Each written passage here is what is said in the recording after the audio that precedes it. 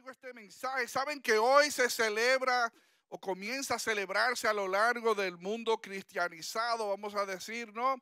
Que nuestro lado occidental del mundo evidentemente ha sido fuertemente influenciado por las raíces cristianas, lo que se conoce como la Semana Mayor, la Semana Santa, una época, una mera semana de las 52 que tiene el calendario, donde lo que se ha estilado a lo largo de la historia es hacer memoria de aquel acontecimiento sin par, la muerte y posteriormente la resurrección de nuestro Señor Jesús. Qué bueno, ¿no? Siempre digo, ¿no? De todas las cosas que uno tiende a celebrar, que a veces eh, no nos suman realmente. Yo pienso que hacer este alto en cualquier fecha, porque como decimos con Navidad, Jesús no nació un 25 de diciembre, pero un día nació, amén. Jesús no murió quizás necesariamente en un marzo o en un abril, pero un día murió. ¿Cuántos dicen amén? Y hacemos memoria, recordamos, inclusive el mismo acto que participamos de lo que se conoce como la comunión o la cena del Señor, donde participamos de aquello que representa el cuerpo de Jesús, la sangre de Jesús. Ese mismo acto es un acto recordatorio. Digan conmigo recordatorio. Para hacer memoria, cada vez que hagan esto, decía Jesús, ¿no? Van a hacer memoria de ese gran acontecimiento donde Jesús dio su cuerpo, vertió su sangre para nuestro perdón, para nuestra salvación. Hoy traigo un mensaje a la luz de lo que es este domingo que en la iglesia tradicional y en el mundo cristiano se conoce como el Domingo de Ramos, ¿no? Donde se hace memoria de aquella entrada triunfal de Jesús a Jerusalén, que fue su última entrada a Jerusalén, que lo encaminó a lo que fue su misión de vida, su agenda. La razón por la cual Él estuvo entre nosotros fue llevar su vida, su cuerpo hasta la cruz. Como decía él mismo, nadie me tomó mi vida, nadie me la quitó, yo mismo la puse, yo mismo la retomo. O sea, ese desde un principio fue su intención. Y un día él entró por última vez a Jerusalén. Y por eso titulo este mensaje, ¿no? De aplausos a rechazo. De aplausos a rechazo. Y hago un paralelo, ¿no? Porque como dicen por ahí, muchas cosas suceden en una mera semana. ¿Cuántos dicen amén? Cuando uno lee, digamos, dicen por ahí, lo he dicho en otras ocasiones, que de todos los evangelios, la recopilación, el recuento de lo que fue el nacimiento, la vida, el ministerio, los actos, las conversaciones, la muerte, la resurrección de Jesús, toda esa narración de su vida, en los evangelios apenas se recopila, se entiende, unos veintitantos de días de lo que fueron 3 años de ministerio. Posiblemente solamente hay un recuento de unos veintitantos de días. ¿Cuántos días no hay?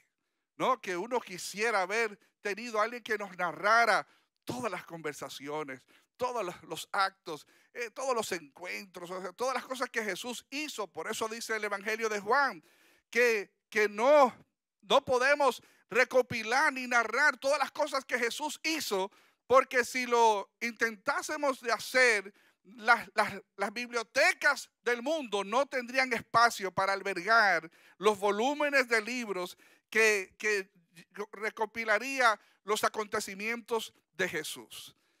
Qué hermoso es ver que Jesús llega a Jerusalén. ¿Y cuántas cosas no sucedieron en esa semana? Que quiero dar algunas pinceladas en esta mañana de las cosas que sucedieron en esa semana. Pero how the tide changes, cómo cambia el ánimo en apenas unos días. Por ejemplo, hace una semana estuvimos aquí celebrando nuestra inauguración de nuestro nuevo local. Gloria a Dios. En estos días estuve yo con mi familia, unos días de descanso y reposición luego de la pela de toda esta transición. Me monté en Manta, en SeaWorld, me monté en Maco, que dicho sea de paso, Maco en dominicano es sinónimo de demonio, pero ahí vámonos. O sea, me monté en un sinnúmero de cosas que nunca pensé. Fue una semana relax con la familia, qué lindo fue compartir, botar un poco el golpe, como decimos de manera popular. Y aquí estamos de vuelta. ¿Cuántas cosas? Yo pienso atrás, en una semana, ¿cuántas cosas yo no hice en una semana? ¿Cuántas cosas no hiciste tú en un marco de tiempo corto, de una semana, de 7 días? ¿Cuántas cosas no hizo Jesús en esa semana? Lo que más me llama la atención es ver cómo la aguja del ánimo del pueblo fue cambiando. ¿Cuántos están conmigo? O sea, cuando uno ve el ánimo, la algarabía, la contentura, ¿no? El optimismo que caracterizó al público que recibió a Jesús aquel día cuando entró a Jerusalén. Y cómo slowly but surely, o sea, a lo largo de los días fue cambiando el mood, fue cambiando, ¿no?, el ánimo de la gente a tal punto, ¿no?, que días después estaban todos ensañados en contra de Jesús, crujiendo los dientes y pidiendo que los crucificaran. Dennos el malhechor ese de Barrabás y aprecien a Jesús. O sea, cuán rápido cambió el ánimo de la gente. Y hago el paréntesis, porque yo me imagino que todos hemos experimentado eso, quizás no en un lapso de una semana, quizás algunos sí, en un lapso de una semana, pero todos hemos experimentado que estamos de buen ánimo con alguien, estamos entendiéndonos, nos estamos llevando, pero las cosas comienzan a cambiar. ¿A cuánto le ha pasado? ¿No? Que de repente uno siente que ya la persona no está tan dulce, que la persona ya no está tan comunicativa, que la persona ya no me llama, que no me busca el lado, la mirada me dice algo como que hay algo que se está entreponiendo entre él o ellos y yo. ¿Están conmigo, mis amados? Imagínense cómo se sentía Jesús. Por eso me fascina cuando decimos Jesús entiende por lo que tú estás pasando. Jesús entiende por lo que tú estás pasando, porque a veces pasamos por circunstancias, un divorcio, una enfermedad, una pérdida a destiempo, de esos eventos que realmente marcan severamente a uno a nivel mental, emocional, espiritual, hasta físico. It's draining. Y alguien viene a quererte dar aliento. Y uno, si no lo dice, lo piensa. Y le dice, tú me estás diciendo eso porque tú no estás en mis zapatos. Tú me estás diciendo eso porque tú no sabes lo que es estar pasando por lo que yo estoy pasando. Jesús sabe por lo que tú estás pasando. No hay nada que tú puedas pasar en esta vida que Jesús no tenga la capacidad de identificarse contigo. Por eso dice el libro de Hebreos que no tenemos un sumo sacerdote, entiéndase, alguien que nos representa ante Dios, que no sea capaz de identificarse con nosotros, sino que tenemos a uno que fue tentado en todo, mas sin pecado. ¿Cuántos están conmigo? No, o sea, Jesús entiende, y usted ve la vida de Jesús. ¿Qué no pasó Jesús que nosotros no nos podamos identificar? Pero no solamente yo identificarme con lo que pasó Jesús, más sobresaliente es que Jesús sea capaz de identificarse, porque a veces pensamos en un Jesús y pensamos que Jesús estuvo flotando en los aires. Pensamos que Jesús estaba como a otro nivel. O sea, yo estoy aquí arriba y ustedes están allá abajo. No, no, no. He wore our sandals. O sea, Él usó nuestras sandalias. Él caminó entre nosotros. Por eso decimos, cuando hablamos de la humanidad de Jesús, fue capaz de cansarse y de tener sed y de tener hambre y de tener compasión y de compungirse y de llorar aún la pérdida de su buen amigo Lázaro. O sea, ¿cuántas cosas no pasó Jesús que bien pudiera decirnos, I know what that feels like? Yo sé cómo se siente cuando tus amigos te sacan los pies, porque a mí me los sacaron, te podría decir Jesús, ¿no? Yo sé qué se siente cuando otros están hablando mal de ti y aún calumniándote, diciendo cosas de ti que no son verdad, porque a él se lo hicieron. Yo sé lo que es tener una oposición, personas que se levantan en contra tuya deseando tu mal, porque él pasó por eso. ¿Cuántas cosas no pasó Jesús que evidentemente él nos entiende? Quiero rápidamente, si van conmigo, a Juan capítulo 12, Evangelio de Juan, capítulo 12, versículo 12 en adelante. Voy a leer solamente 3 versículos de este pasaje, porque vemos esta entrada triunfal de Jesús. Y ciertamente las cosas fueron de bien, y rápidamente y literalmente el cielo se descompuso, hermanos. O sea, recuérdense que cuando él estuvo colgado en la cruz, que era más o menos como las 3 de la tarde, recuerdan lo que dice la narración del Evangelio, dice que de repente el sol se ocultó y se oscureció la tierra. O sea, aún no a nivel atmosférico hubo una manifestación de descomposición en apenas unos días. Dice Juan 12, el siguiente día, grandes multitudes que habían venido a la fiesta, al oír que Jesús venía a Jerusalén. Ya para esta altura, Jesús era una celebridad, si me lo permiten.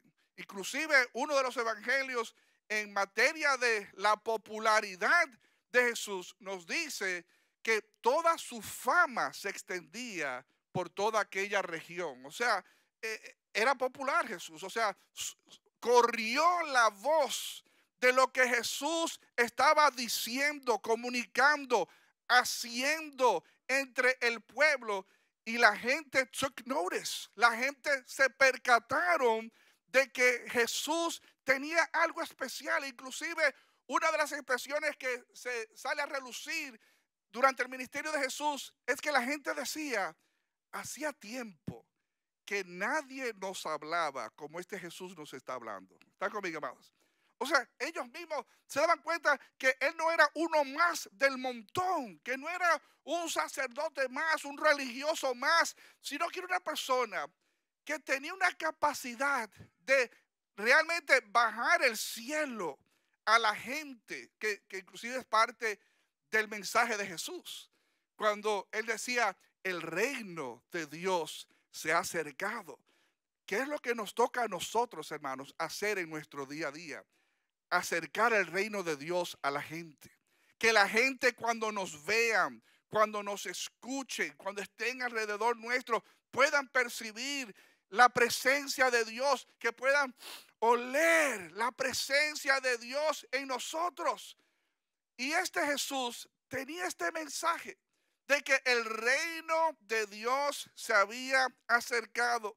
Y aquí, cuando la gente que estaban viniendo a Jerusalén para unas fiestas, quizás la fiesta más popular de todas las fiestas que ellos celebraban, la de Pascua, que es más o menos paralelo a lo que acabamos de nosotros participar. Recuérdense que la cena del Señor Jesús la hizo en esa última semana, ¿no? Donde partió el pan, ¿no? Y compartió la copa del vino, simbólico, ¿no? De cuando Dios libró al pueblo, los sacó de la esclavitud de Egipto, ¿no? Y los llevó y los encaminó hacia la tierra prometida, y que se inmoló aquel cordero, que la sangre se puso sobre los dinteles. Igualmente, ¿no? Hay todo un paralelo que no voy a entrar en él en este momento, pero igual Jesús estaba sacándonos de la esclavitud de nuestro pecado. Igual estaba Jesús, ¿no? Poniendo su cuerpo y poniendo su sangre como sustituto, ¿no? De que cualquier mal que pudiese afectar a los que no tuviesen esa sangre sobre los dinteles de su puerta, ¿no? They were going to be spared, iban a ser dejados libres, no le iba a sobrevenir ningún mal. Y así venían para esta fiesta a celebrarla. Mucha gente, inclusive se dice que la población en ese momento crecía de una manera dramática. O sea, a veces se triplicaba no la población de Jerusalén. Y dice que cuando vieron a Jesús entrando en su asno, tomaron ramas de palmera y salieron a recibirle y clamaban: Hosana, bendito el que viene en el nombre del Señor, el Rey de Israel.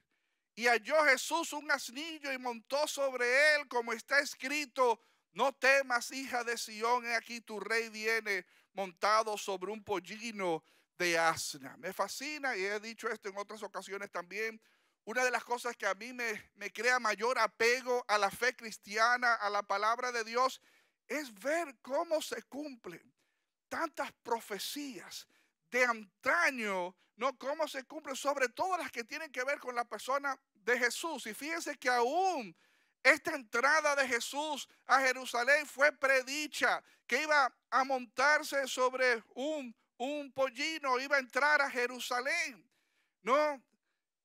Todos, hermanos, conocemos este pasaje. Jesús entrando a Jerusalén en un momento donde su fama estaba en su pico, en un momento donde el pueblo estaba aún entre dos entendimientos, aún sus discípulos no estaban claros. Recuérdense que en esta misma semana uno de ellos le pregunta: Señor, por fin, yo sé que te lo hemos preguntado otras veces, pero no estamos todavía muy claros, ¿cuándo tú vas a restaurar a Israel? O sea, y recuérdense que siempre decimos que el afán de ellos era sacudirse el imperio romano, establecer un rey como en los tiempos del rey David, a asumir su soberanía, poder controlar su destino, poder determinar sus asuntos de día a día. Y ciertamente, ¿no? Ellos estaban con este erróneo pensamiento de que Jesús había venido para crear una revolución, una revuelta, levantarse en contra de este imperio, ¿no? Y establecer su reino, ¿no? De manera autónoma. Y siempre decimos, Jesús va a hacer eso en su segunda venida. No entendieron la misión de la primera venida, lo vieron humilde, con este discurso de que si alguien te pega en una mejilla, ponle la otra, pero ¿cómo va a ser? Que si alguien te quita el abrigo, dale los zapatos también.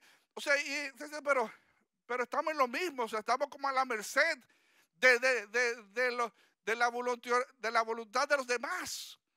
Sin embargo, mis amados, no, Jesús ciertamente un día va a volver como, como aquel que va a establecer su reino. Ese reino que dice el libro de Isaías no va a tener fin, que será para siempre, no donde va a traer juicio, donde hemos de gobernar, donde Él va a retomar y Él va a establecer, todo va a girar en torno a su trono.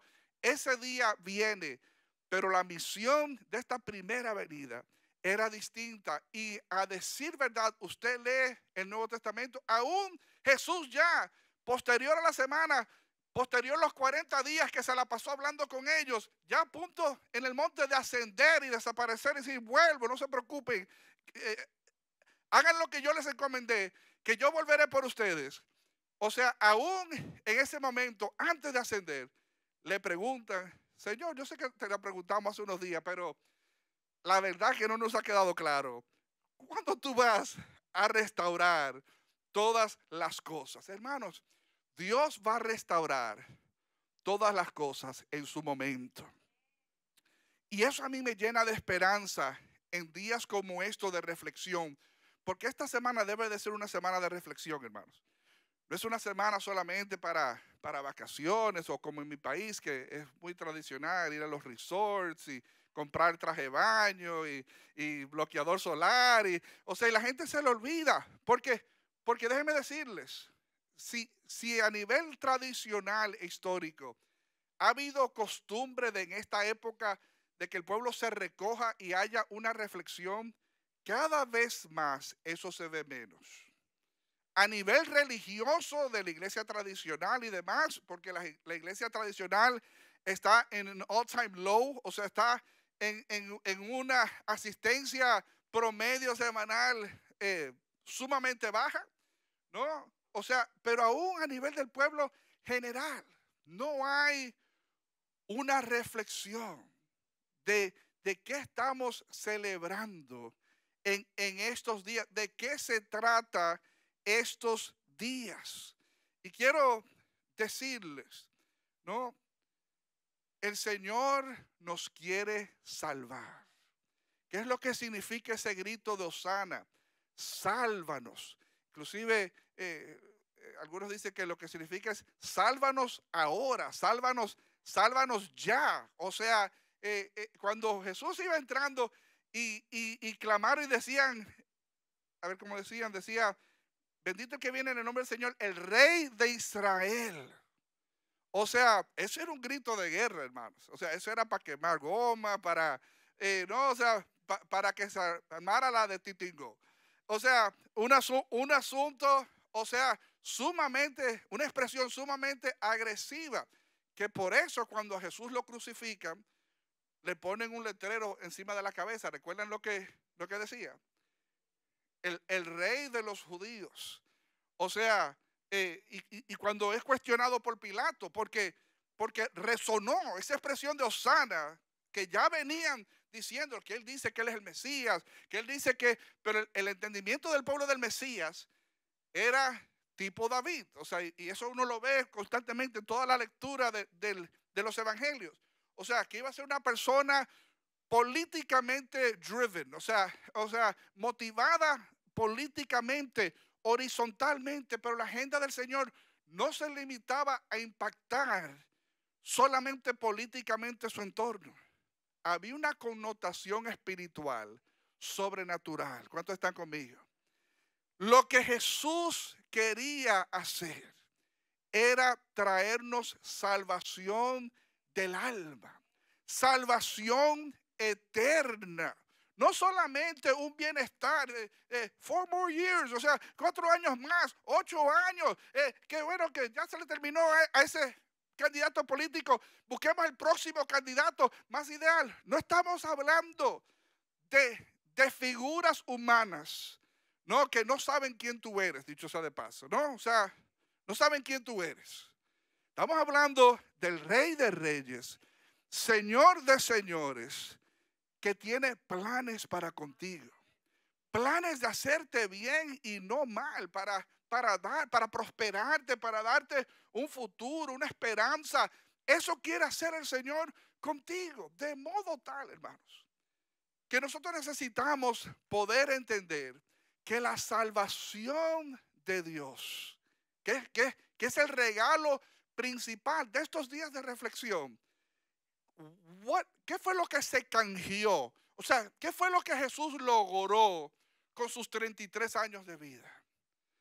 Logró rasgar ese velo, ¿no? Ese velo que nos separaba, un lugar santo donde solamente una persona entraba una vez al año, que nadie tenía acceso a Dios. A través de nosotros tenemos libre acceso a Dios, donde ahora somos perdonados, no por méritos tuyos, porque eso es lo que dice la palabra, ¿no? Somos salvos por fe, no por obras, para que nadie se gloríe. Cuando usted escucha, búsquese en YouTube encuestas, si usted va al cielo. Usted se va a reír. ¿Usted va al cielo? Sí. ¿Y por qué usted tiene que va al cielo? No, porque yo he hecho muchas buenas obras, y yo apoyo un orfanato, y yo le doy cada año una donación a qué sé yo qué, de los ancianos, y piensa que por sus obras. Entonces, es como dice la palabra, si uno pudiese salvarse por lo que yo hago, entonces uno se va a gloriar. Yo voy a ser salvo, yo voy a pasar la eternidad con Dios por lo que yo he logrado hacer. And there is nothing you can do. No hay nada que tú puedas hacer que te pueda posicionar en una eternidad con Dios. Lo que sí te puede posicionar en una eternidad con Dios es lo que Él hizo. Lo que hizo Jesús. Lo que Jesús y solo Jesús podía hacer por ti, ¿no? Él es la razón por la cual nosotros podemos hoy decir con certeza, si me preguntase, pastor, si usted muriese hoy, ¿a dónde usted va? Yo voy para el cielo. Porque Jesús pagó el precio, no de de mi salvación, de la eternidad, y yo le creo. Y yo he abrazado la fe cristiana y vivo para Él.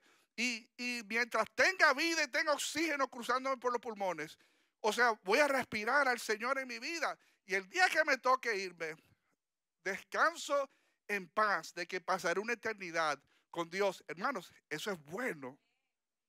El uno tener la seguridad. Porque a veces yo he escuchado personas decir, no, eso no lo sabe nadie. Eso solamente lo sabe Dios. No.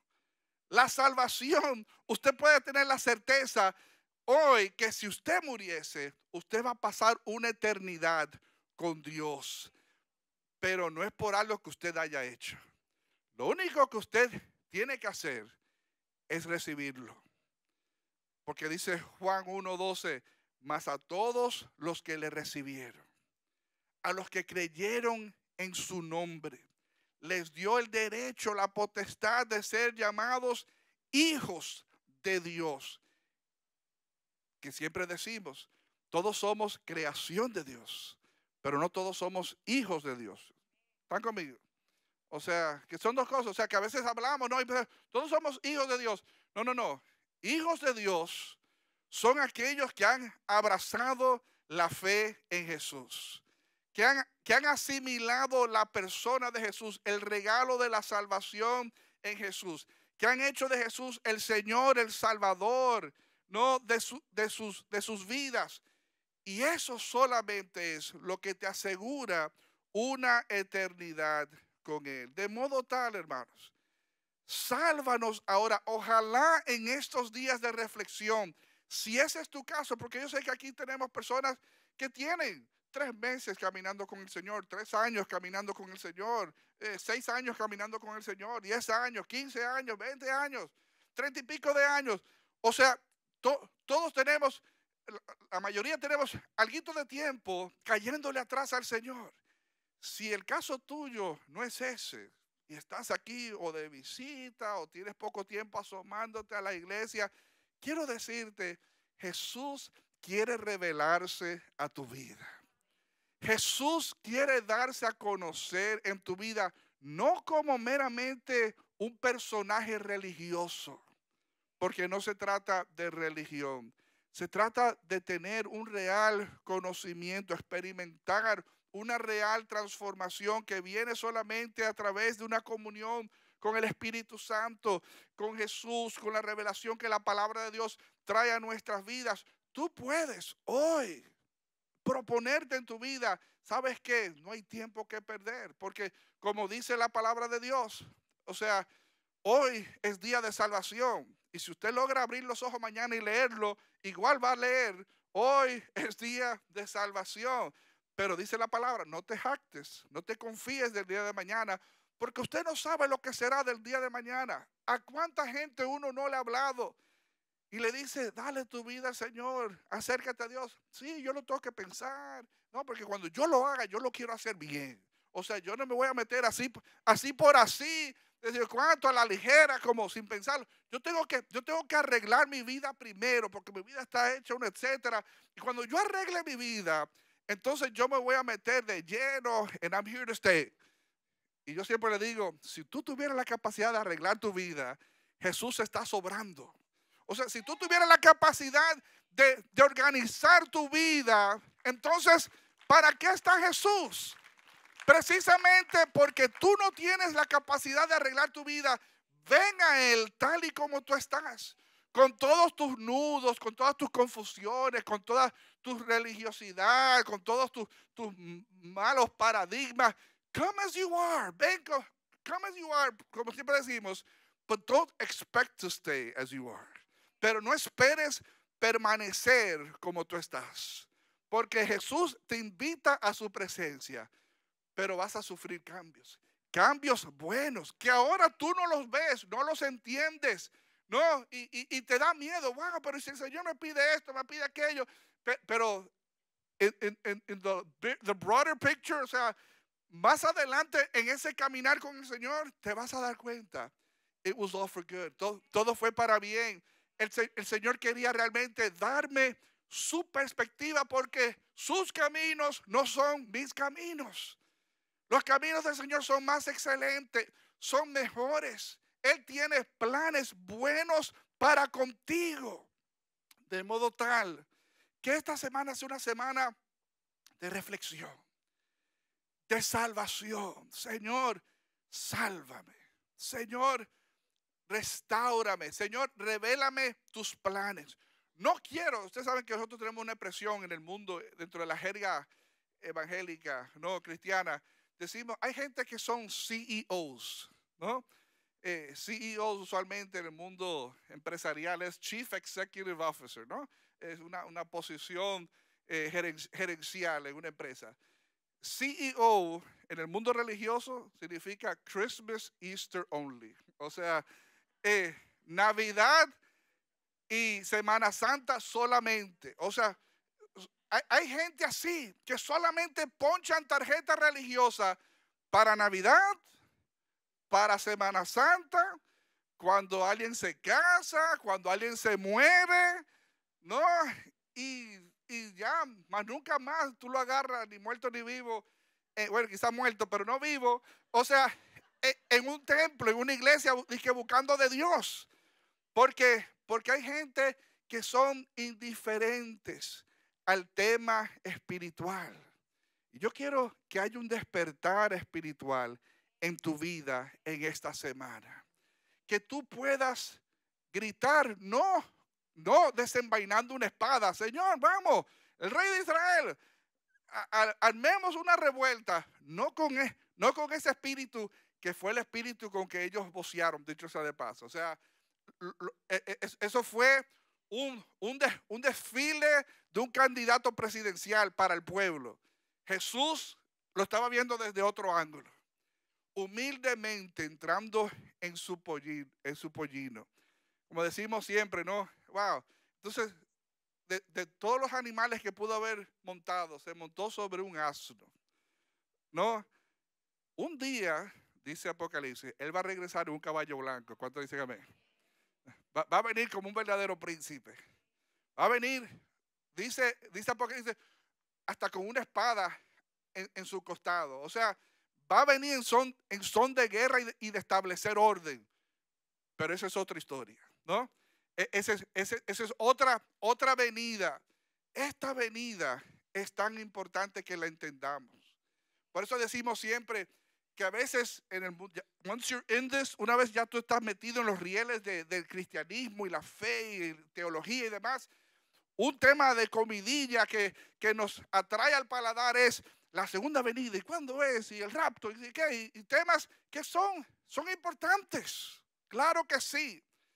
Pero como decía un autor que me fascinaba, decía, tanta gente discutiendo y perdiendo tiempo sobre la segunda venida cuando hay tanta gente que no han logrado entender la primera venida bien. Esa primera venida de Jesús, sencilla, humilde, no, que ellos decían, es que no me cuadra, o sea, David era alto, esbelto, así como el pastor, o sea, fuerte. ¿Y por qué ustedes se ríen? O sea, y David era así, o sea, todo un personaje, o sea, con su uniforme y su espada, o sea, impresionante a la vista. Y este Jesús, o sea, como que no me sabe a nada. Él tenía que ser el pensamiento de la gente. Entonces, el discurso de Jesús, de amar a sus enemigos. Señor, esto no es asunto de amar a nuestra enemigos. Esto es un asunto de que si no lo sacudimos de encima, nos van a seguir dando látigos. O sea, hay que emplear un discurso un poquito más fuerte, un poquito más agresivo. Esa no era la agenda de Jesús en esa primera venida. Quería traernos salvación, revelarnos el corazón de Dios, volvernos a los propósitos de Dios, como yo decía hace unos meses en un mensaje donde comenté lo del divorcio, ¿no? Donde le preguntaban a Jesús, Señor, en el Antiguo Testamento Moisés le permitía a uno hacer cartas de repudio, de divorcio a las mujeres. ¿Qué tú opinas de eso? Y Jesús le dice, sí, esa fue parte de la tradición del pueblo, mas en el principio no fue así. Cuán importante es que nosotros nos volvamos siempre al principio. Que nosotros pensemos cuál era y sigue siendo el plan original de Dios, porque Dios está para restaurarnos. Digan conmigo, restaurarnos. Restauración tiene que ver con volver algo que se ha descompuesto, que se ha salido de orden, volverlo al estado original en que se quiso que estuviese. ¿Están conmigo, amados? Y esa es la agenda del Dios para con nosotros todos los días. Restaurar tu vida, restaurar tu matrimonio, restaurar tu salud, restaurar tus relaciones, restaurar tus finanzas. El Señor quiere que tú puedas experimentar, vivir las cosas como Él originalmente las intencionó para ti. Claro, estamos en un mundo caído, en una carne débil, con un enemigo suelto que en esa segunda venida va a ser apresado y ya no va a estar andando y coleando por todas partes, haciéndonos la vida imposible. Cierro el paréntesis. Pero en lo que el hacha va y viene, he's out and about. O sea, él está tirado a la calle haciéndonos oposición. Y la lucha, the struggle is real, como decimos en inglés. O sea, la lucha es real. Todos los días estamos lidiando con esta carne, como decía el apóstol Pablo. Por un lado, no entiendo lo que debo de hacer, pero por otro lado, me hallo débil y haciendo precisamente lo que yo estoy entendiendo no debo de hacer. Esa es la lucha constante de nosotros, pero la agenda no cambia. Dios quiere encaminarnos a que experimentemos la restauración, que volvamos a los moldes, a los patrones, a los designios originales de Dios para con nuestras vidas. ¿Están conmigo, amados? De modo tal, hermanos, que necesitamos nosotros saber que you win some and you lose some. O sea, ganamos algunas batallas y perdemos otras batallas. Pero al final del día, si te aferras a Dios, van a ser más las que tú ganas que las que tú pierdes. Y tú vas a ver en tu matrimonio, Dios te va a bendecir. En tu salud, Dios te va a bendecir. En tu relación con tus hijos, Dios te va a bendecir. En tu relación en tu mundo laboral, Dios te va a bendecir. Con tus finanzas, Dios te va a bendecir. Con todo lo que tiene que ver con tu vida. Cuando uno comienza a entender lo que Dios intenciona, lo que Dios desea para nosotros versus lo que nosotros hemos decidido y queremos y el mundo y trending y demás. Cuando tú te vuelves a los planes de Dios, nuestras vidas son realmente tocadas y cambiadas. ¿Cuántos están conmigo?